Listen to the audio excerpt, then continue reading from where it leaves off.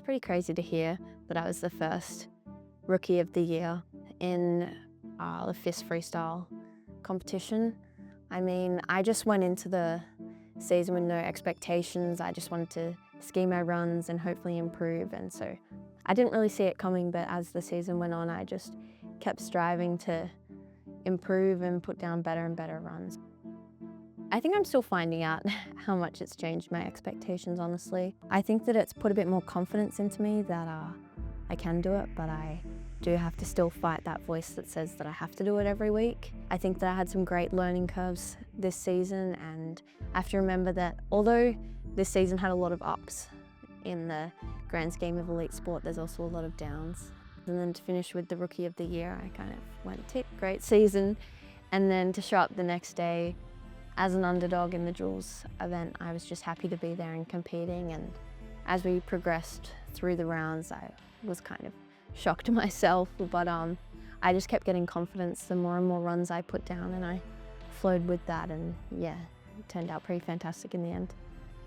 I think that run actually started in the gondola up from the last run, where I was in the gondola all by myself, and it kind of dawned on me that I'd won a World Cup medal because it was either first or second, and that was a pretty incredible feeling. One of the boys on our team said it was one of his top sporting moments of all time. And I think it's an honour to even get to verse the best of the best and stand in the gate next to them and look up at my idols and realise that I'm in the same league as them was incredible. And then also you get a hug at the bottom, which is kind of a super fan moment. But yeah, it was an incredible feeling to be up there and competing, like being competitive against, you know, Olympic medalists was a pretty big shock to me. I remember so clearly the day that she won her gold medal. I pulled up the official FIS page, tried to reload, and it said Charlotte Wilson won. And in that moment, I said, oh, why isn't the rest of the page loaded? This doesn't make any sense. And then I swipe up again and everyone else's names load, and my sister is at the top, and I just cried straight away. There was no other emotion. I was so over the moon for her. This is someone that I used to share a bedroom with, and now she's, you know, got a gold medal and is an Olympic hopeful. Blows me over the moon every day that I think about it. Jakara's approach to training is pretty incredible to watch.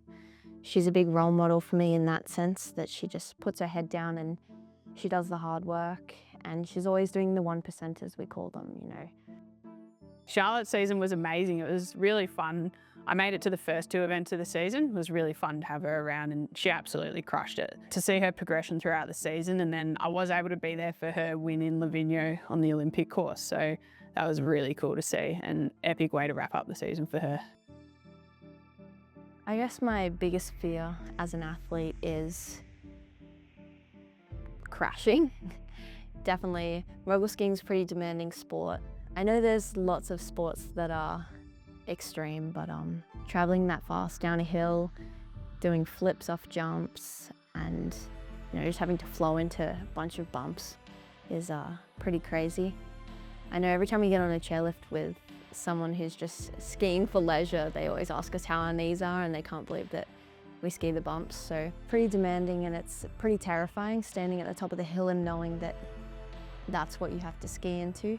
I mean, the whole time I'm going down, I'm just focusing on, I guess, the next bump, the next section. A lot of the time that I'm skiing, I focus mostly on my jumps because those are probably my weakness, and they also set up the entire run, that top air. So just making sure that I'm nailing my takeoff and my landing, and then the bumps are my favorite parts. So just kind of reverting back to what my body knows how to do and trusting myself. I can ski fast, and just trying to keep up with my feet until I get to bottom air, and then another strong landing is what I'm thinking about while going down there.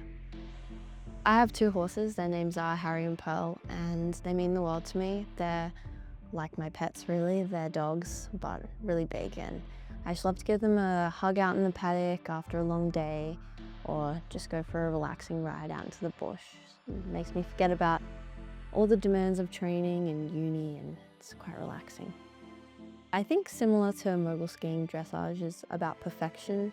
So you have to learn a test and then execute that and you get scored on it. And there's a lot of parallels now to what I do.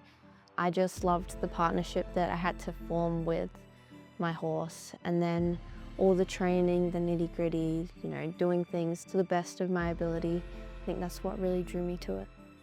The discipline of dressage has definitely helped me to get to where I am with mogul skiing. It's always a work in process, and working towards that perfection has really just instilled that drive in me for my mogul skiing as well. My biggest dream would be to win an Olympic gold medal and follow in the footsteps of probably my biggest role model, Jakara. Would be incredible. To just stand on the top of that podium in the pinnacle of my sport would be my biggest dream.